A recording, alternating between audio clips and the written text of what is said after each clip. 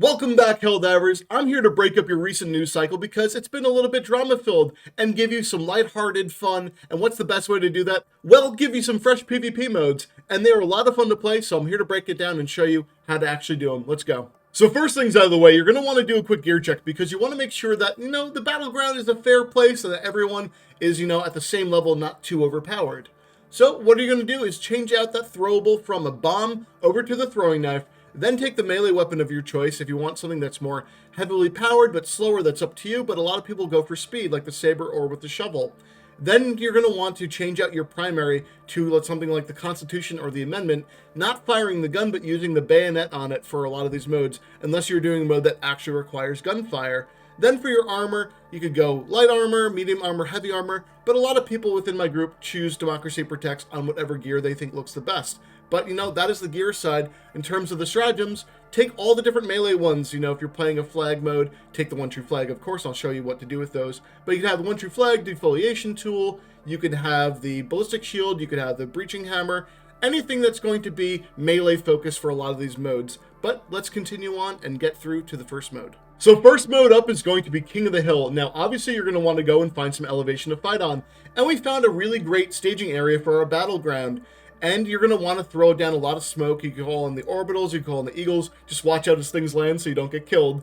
But this is great. It makes the atmosphere around you. You can't really see what's going on. And then when someone calls start for this, you're going to go into the center or work around the sides and try to find the other players. As you can see, I'm trying to sneak up on the other two guys fighting, and then the other guy gets me from behind. But then we reset over here, and again, we're battling it out, and it's so much fun, friends. And for added chaos, sometimes the vote lists are going to be attracted if you have the one true flag or bugs or whatever it is. But I always highly suggest, friends, that you start off on difficulty 1, so you're not going to have a lot of enemies in the way. But if you do play on the mindless masses, it brings a whole new level of fun to it. So I highly suggest trying that out. But make sure that you are having, a fair balanced match. But again, whoever comes out on top has the best skills. So go try it out with your friends.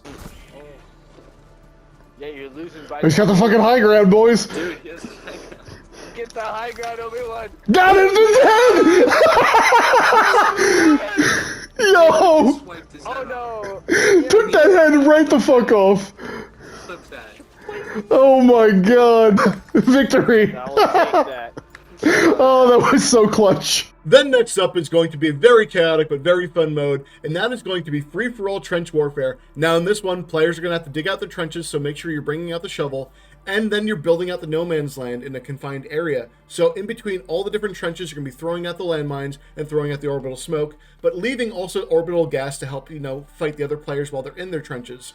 So also, friends, while you're in your trench, you'll be able to use the Constitution. Now, keeping it restricted to the Constitution to make things balanced, but still fun. So you're shooting at anything that moves. And then when the host calls out no man's land, you take whatever weapon that you want, whether it be your Constitution or your melee weapon, charge each other in there, and try to kill the other players before they get you. And the last man standing is the victor of that match, and you reset until all of the reinforcements are done. And friends, this one is great because you don't know what's going on most of the time. You're running into landmines, you're getting killed by gas, or you're just getting an unlucky shot. Or friends, you're not going to see each other. You're going to run up on each other through the gas or through the smoke, and it gets very chaotic. But this one's great. We had a lot of fun doing it, and I'm sure you will too.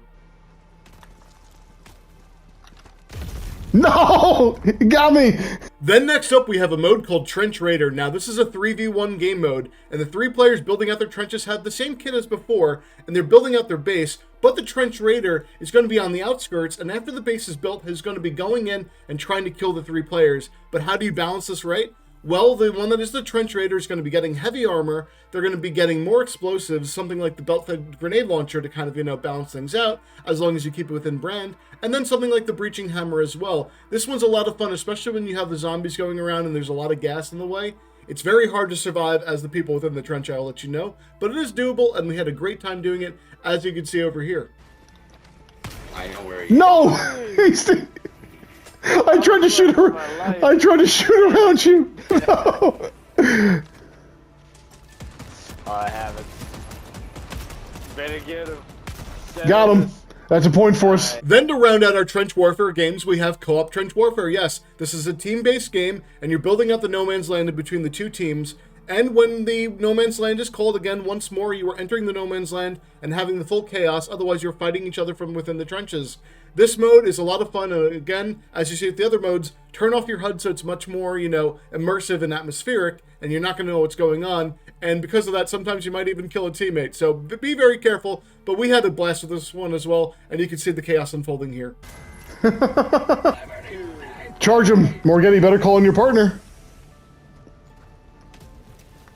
I couldn't charge the No, first time. There was just so much mud. Got him. Got him. This next fast-paced but a lot of fun game mode is going to be called Pac-Man. Now, one player is going to be having the Hellbomb backpack, and you have to go, chase after the other players and try to detonate yourself on them. Now, if you can get all of them within one go, you're going to win as Pac-Man, or you have 3 chances to destroy at least each of the players in different times. If one of the players is able to survive all of it, they're going to be the victor instead of you. But this one is a lot of fun also. Try it out. Next up is going to be team-based capture the flag. Now, obviously, you're going to need to bring the Super Earth flag and place it on opposite sides of one another. Now, the 2 teams will have to rush the middle, get past each other, and capture the enemy's flag and bring it back to their territory to score a point. If they kill the players beforehand, you don't get to spawn back in until after the round finishes.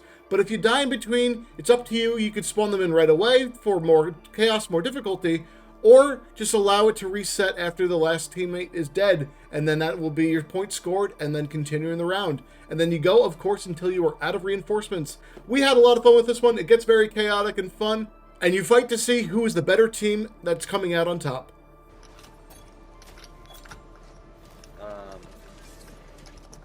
Don't you run?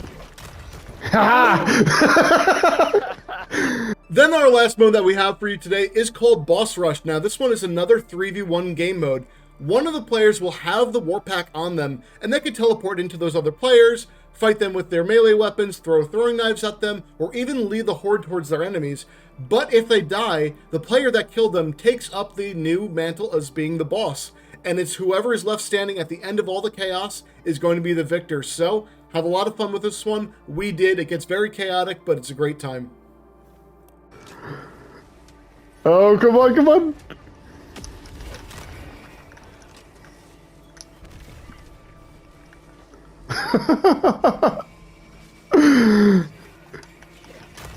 Yes! No, no, no, you bastard! Hell yeah! Alright, that's all the PvP modes I have for you today. I will be working on some more, and as a reminder, at the end of streams, I often run PvP nights, so if you want to come join me, let me know on stream, and I will get you in the rotation. Well, friends, take care, and I'll see you in the next one. Bye.